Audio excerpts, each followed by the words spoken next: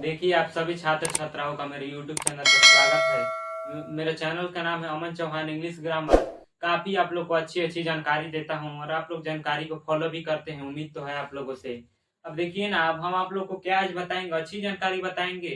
Present इंडेफ़िनिट tense में interrogative sentences का प्रयोग आप लोग एकदम धीरे-धीरे एकदम आप लोग को ले चलेंगे हम। तो देखिए ना, धीरे-धीरे कैसे ले चलेंगे। लिखिएगा, हेडिंग आप लोग लिखिए।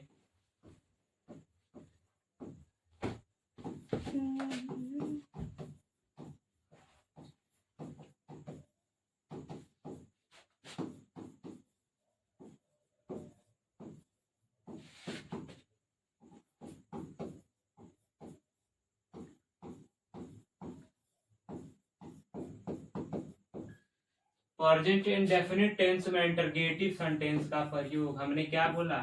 प्रेजेंट इंडेफिनिट टेंस में इंटरोगेटिव सेंटेंस का प्रयोग। अब देखिए प्रयोग क्या होता है। तो प्रयोग के लिए हम आप लोग को बता दें, प्रयोग के लिए पहचान पहले हम जानेंगे। क्या जानेंगे? पहले हम पहचान जानेंगे। तो देखिए, पहचान के लिए हम लिखेंगे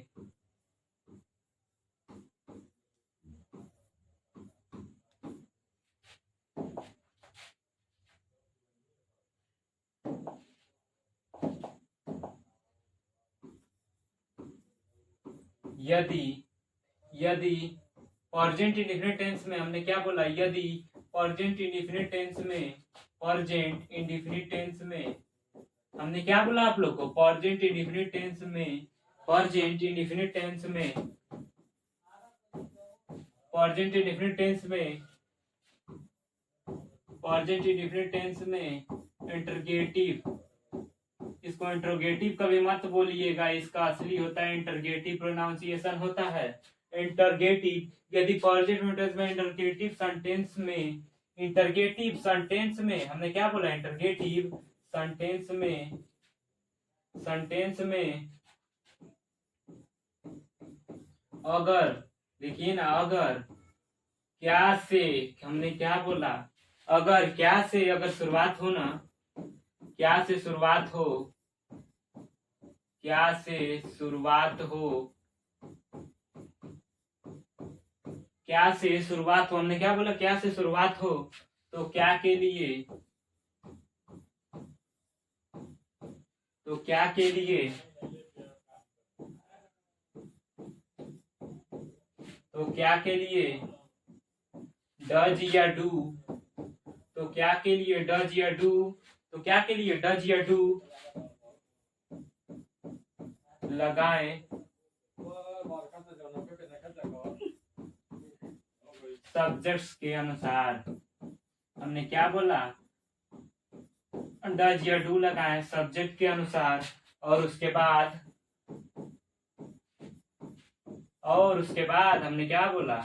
और उसके बाद सब्जेक्ट को रख दें, और उसके बाद सब्जेक्ट को रख दें, बाद सब्जेक्ट्स को रख दें। फिर हमने क्या बोला? फिर वर्ब का फर्स्ट फॉर्म का प्रयोग करें।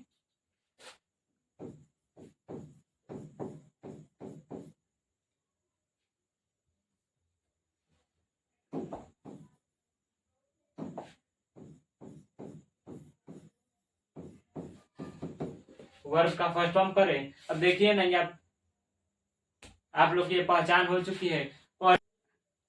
प्रेजेंट टेंस में आप लोग को ये, आप लोग को मैं पूरी बात बता दिया, चाहे सिंगुलर नंबर सब्जेक्ट्स हो, चाहे प्लूरल नंबर सब्जेक्ट्स हो, क्या है ना कि जो सिंगुलर नंबर सब्जेक्ट रहेगा ना, तो उसके साथ हमेशा वर्ब का फर्स्ट फॉर्म का प्रयोग करेंगे। अब प्लूरल नंबर सब्जेक्ट रहेगा ना, तो हमेशा उसके साथ भी वर्ब का फर्स्ट फॉर्म का प्रयोग करेंगे। बस इसमें अंतर क्या है? क्या से शुरुआत होगा सेंटेंस का? इसमें अंतर यही है ना कि आपको डज या डू सब्जेक्ट को देख कर लगाना है। जो आपका नजरिया होगा ना, वो कुछ अलग ही होगा। तो सब्जेक्ट को देखकर लगाना है। आप लोग ये पहचान नोट कर लीजिए। ये पहचान पे आप लोग को ले चलूंगा, स्ट्रक्चर पे ले चलूंगा, स्ट्रक्चर फेल मारेगा। स्ट्रक्चर तो एक बच्चों वाली कहानी है, वही बच्चों वाली डरावनी कहानी। तब हम आगे बढ़ेंगे। आप लोग पहचान लिख लीजिएगा वीडियो को रोक करके।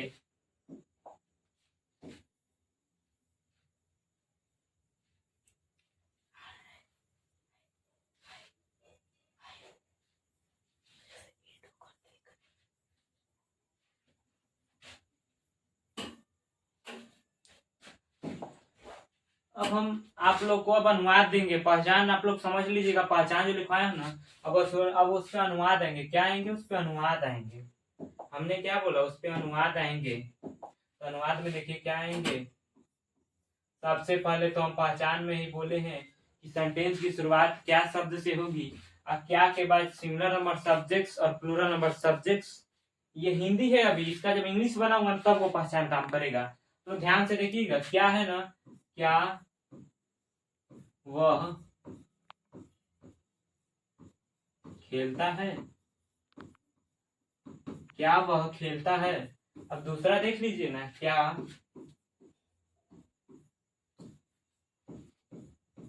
क्या मैं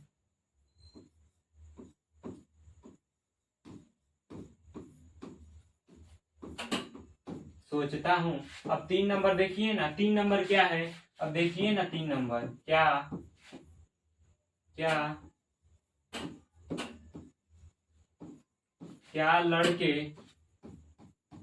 लड़के गाली देते हैं, क्या लड़के गाली देते हैं। जब क्या से शुरुआत है ना, तो इसमें बुझिएगा ना, सोचना है, मतलब थिंकिंग, थिंकिंग। मतलब आप लोग सोचेंगे कि हम लोग कैसे कर रहे हैं, मतलब सोच में, वो संकोच में होगा कोई वर्ड। इसीलिए इस इंटरोगेटिव सेंटेंस के नाम से यही इसकी क्वालिटी होती है कि जाना जाता है। 4 नंबर अनुवाद, 5 अनुवाद आप लोग के लिए बहुत काफी है, बहुत काफी है। अब देखिए, अब हम ऑब्जेक्ट के साथ लाएंगे, ऑब्जेक्ट्स के साथ।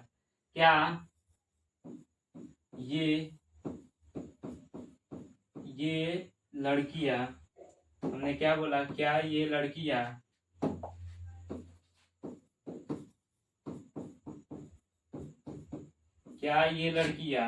चाय बनाती हैं? क्या ये लड़कियां चाय बनाती हैं? देख रहे हैं ना कितना भाव के साथ बोलना। आप लोग भी ऐसे ही बोलिएगा भाव के साथ। क्या लड़कियां चाय बनाती हैं? अब 5 नंबर आ जाइए। 5 नंबर, क्या मेरी माता जी डरावनी कहानियां सुनाती हैं? डरावनी कहानियां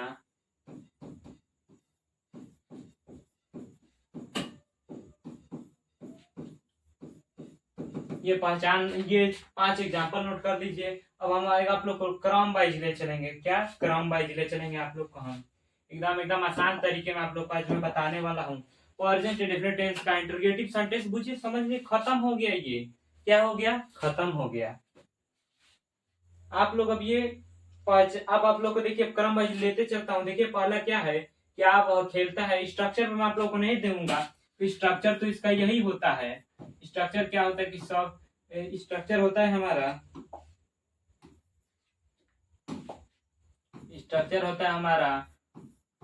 डू या does plus subject plus verb का फर्स्ट फॉर्म प्लस ऑब्जेक्ट। ये हमारा स्ट्रक्चर है। क्या है हमारा? ये स्ट्रक्चर है। अब स्ट्रक्चर पे भी ठीक है, लेकिन आप लोग को नियम बताओ ना, तो उस नियम पर चलिए। तो देखिए पहला क्या बनेगा, क्या वह खेलता है, क्या के लिए। देखिए ना, सब्जेक्ट को देखिए, डायरेक्ट क्या देखेंगे? सब्जेक्ट को। तो वह खेलता है मैस्कुलिन जेंडर, अकेला है, एक वचन में, तो वह के लिए केवल ही होगा। यहाँ पर पहला बनेगा ही। अब देखिए, पहला तो इसका ही होगा ही। इसका हिंदी क्या, इसका इंग्लिश मीनिंग होता है ही। अब हम ही को देखते हुए क्या लगाएंगे? डज लगाएंगे कि डू लगाएंगे? तो सिंगुलर नंबर सब्जेक्ट के लिए हमेशा डज लगाएंगे, अगर क्या से शुरुआत हो तो, यानी डज। उसके बाद सब्जेक्ट को रखेंगे। देखिए ना, एकदम क्रम बाई, डज, डू या डज रखा हूँ, फिर जाकर सब्जेक्ट रखा हूँ। अब हमेशा उसके बाद पता आप लोग को क्या करेंगे? वर्ब का फर्स्ट फॉर्म रखेंगे। खेलना का होता है डज ही प्ले। अब 2 नंबर पे आइए ना, क्या मैं सोचता हूँ। तो क्या के लिए, अब इसको बाद में दिखेगा, पहले इसको देखिए। मैं है प्लूरल नंबर, इसको माना जाता है। तो देखिए ना, मैं के लिए, मैं की इंग्लिश में आई होती है। ये जो आई है ना, अब आई के लिए हम डू लगाएंगे कि डज लगाएंगे? तो सीधी सीधी बात है भैया कि हम यहाँ पर डू लगाएंगे। क्या लगाएंगे? डू लगाएंगे। फिर मैं की आई होती है डू आई। अब देखिए ना, सोचना को होता है थिंक। सोचना का हमने क्या बताया? थिंक बताया। अब देखिए 3 नंबर पे, क्या लड़के गाली देते हैं। अब देखिए ना, लड़के बहुवचन में हैं तो बहुवचन के लिए आप लोग को फिर से बात बताया हूँ कि प्लूरल हो तो डू का प्रयोग करेंगे। तो यहाँ पर हम लगाएंगे डू। लड़के का होता है हमारा बॉयज, डू बॉयज। अब देखिए ना, गाली देने का क्या होता है, गाली देने का होता है शब्द, इसको एकदम छोटा एकदम अच्छे तरीके से अब्यूज बोला जाता है। गाली देना मतलब अब्यूज। अब देखिए, अब हम आगे बढ़ेंगे। आप लोग को ये तीनों एग्जाम, तीनों अनुवाद समझ में, दो बचे हैं, नोट कर लिए होंगे आप लोग। देखिए ना, दो बचे हैं, ये 4 नंबर और 5 नंबर, यही आप लोग को सिखाएंगे अब ऑब्जेक्ट के तौर पर। स्ट्रक्चर तो मैं दिया हूँ, लेकिन स्ट्रक्चर के साथ आप लोग को ले चल रहा हूँ। तो देखिए ना, क्या है ना, ये लड़कियां, आप लोग को मैं बार बार क्यों कहता हूँ ये और वे, क्यों आप लोग को देता हूँ, इसलिए देता हूँ ना कि क्या कहते हैं, ये जो ये और वे है ना, दिस मतलब होता है यह, और जब दिस का बहुवचन दीज होता है तो इसकी हिंदी ये के अर्थों में ली जाती है। इसीलिए मैं दिया हूं इसको, दीज के साथ हमेशा प्लूरल काउंटेबल नाउन यानी प्लूरल काउंटेबल नाउन पीसीएन आता है, और दिस के साथ हमेशा एसीएन सिंगुलर काउंटेबल नाउन आता है। ये आप लोग को बार बार बताते चलता हूँ कि आप लोग को अच्छी जानकारी महसूस होनी चाहिए। तो देखिए ना, क्या के लिए हम लगाएंगे, प्लूरल नंबर सब्जेक्ट्स है तो सीधी सीधी बात है, डू का प्रयोग करेंगे। डू का प्रयोग करेंगे हम लोग। 4 नंबर देखिए, डू। डू, अब ये लड़कियां के लिए हम क्या लगाएंगे, दीज लगाएंगे। ये के लिए हम दीज लगाएंगे, ये के लिए दीज। लड़कियां के लिए गर्ल्स, लड़कियां है बहुवचन। चाय बनाने के लिए कभी लगाम मत दीजिएगा, कुक। कुक शब्द का कोई प्रयोग मत कीजिएगा, क्योंकि चाय बनाने के लिए हमेशा एक सबसे बेहतरीन वर्ड होता है जो होता है प्रिपेयर। प्रिपेयर मतलब ही होता है चाय बनाना। प्रिपेयर मतलब PREPARE, प्रिपेयर। अब उसके बाद हम रखेंगे टी, प्रिपेयर टी, ये बन के हमारा तैयार। लास्ट में लेकिन ना, एक आप लोग को मैं गलती कर चुका हूँ, लेकिन उस गलती को सुधार रहा हूँ। ये जो है ना हमारा,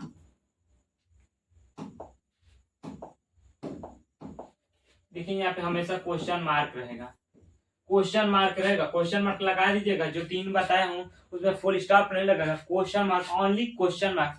क्वेश्चन मार्क्स को कहते हैं मार्क्स ऑफ इंटरगेशन। ये आप लोग को कुछ किसी को पता नहीं होगा, इसलिए आप लोग को ये भी बता दिया हूँ। अब देखिए 5 नंबर पे आइए ना, 5 नंबर पे ऑब्जेक्ट पर भी ला दिया आप लोग को इंटरगेटिव सेंटेंस में।